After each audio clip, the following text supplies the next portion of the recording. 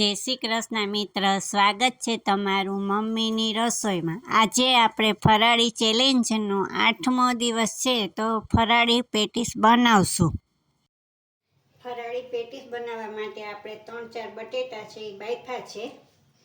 આ આરા લોટ લીધો છે, આ સિંગદાણા શેકીને એનો ભૂકો કરીને લીધો છે, આમચૂર પાવડર લીધો છે, આ ખાંડ લીધી છે, આ કિસમિસ લીધા છે, આ એક મરચું ને આદુ એ ઓલા વાટીને લીધું છે ને આ કાજુ લીધા છે 3-4 સુધારીને, આ કોથમીર લીધી છે ને સ્વાદ પ્રમાણે મીઠું લીધું।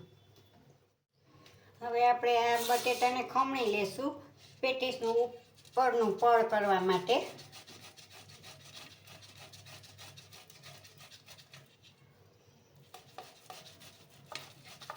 ખમણીને લઈએ ને તો એક રસ થાય, તમારે એમનો હાથેથી છૂંદીને લેવો હોય તોય તમે લઈ શકો। આ બધાય બટેટા આપણે ખમણાઈ ગયા છે, એમાં આપણે થોડુંક મીઠું નાખશું ને હવે આરા લોટથી આપણે બાંધશું, જેટલો જોઈએ એટલું નાખશું। અત્યારે મેં 3 ચમચી નાખી છે, આપણે આ ઉપરનું પડ બનાવશું ને।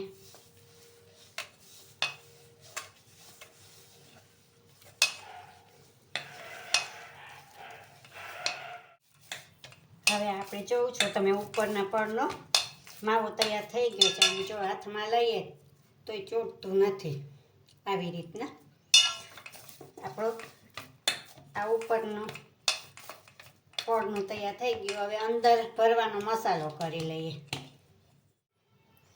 હવે આપણે અંદરનો મસાલો બનાવવા માટે આ સિંગદાણા શેકેલા છે, ભૂકો નાખ્યો છે, આદુ મરચાંની પેસ્ટ નાખી, આમચૂર પાવડર છે એ નાખ્યો, તમારે એની જગ્યાએ લીંબુ નાખવું હોય તો તમે નાખી શકો। આ ખાંડ નાખી,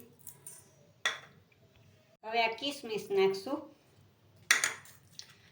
આ કાજુ છે સુધારી નાખ્યા એ નાખશું। હવે એને આપણે બધું મિક્સ કરી દઈશું।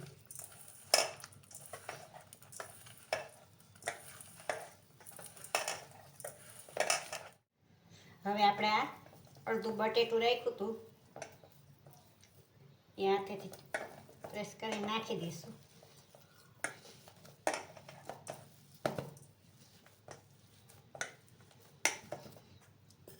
હવે નિમક નાખશું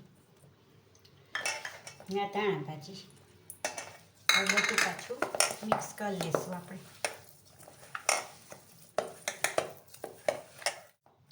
હવે આપણો અંદર ભરવાનો માવો તૈયાર થઈ ગયો છે। હવે એને આપણે થોડુંક લઈ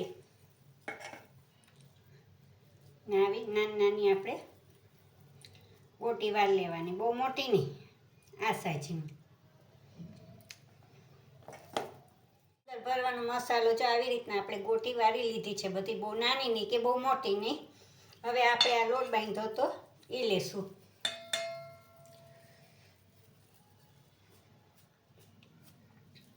એને આવી રીતના ચારીકોથી કરી લેવાનું, પછી આ ગોટી આપણે અંદર રાખી ને એને આપણે બધી કોથી પેક કરી દેવાનું।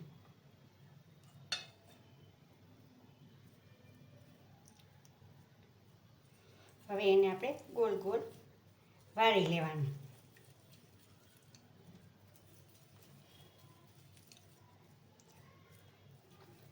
જો આવી રીતના આપણે બધી વાળી લેવાની।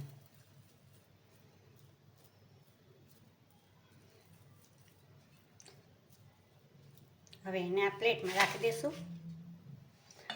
હવે આપણે એવી રીતના બધી બનાવી લઈએ પેટીસ।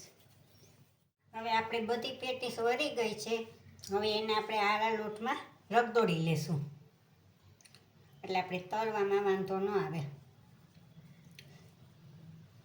એટલે આપણી છૂટી ના પડે। આવી રીતના બધી આપણે રગદોળી લીધી, હવે એને આ પ્લેટમાં રાખી દઈએ। પેટીસ તળવા માટે આપણે કઢાઈ લીધી છે, એમાં તેલ નાખ્યું, હવે ગેસ ચાલુ કરશું। હવે તેલ થશે પછી આપણે પેટીસ બધી તળી લેશું। આપણું તેલ થઈ ગયું છે, તો આપણે તળી લેશું.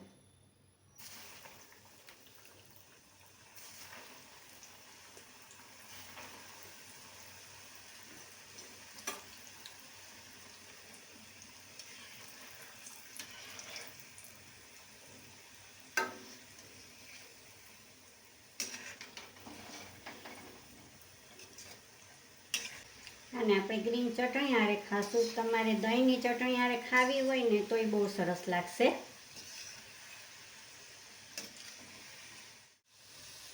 હવે આપણી પેટીસ તળાઈ ગઈ છે, એને કાઢી લઈએ આપણે.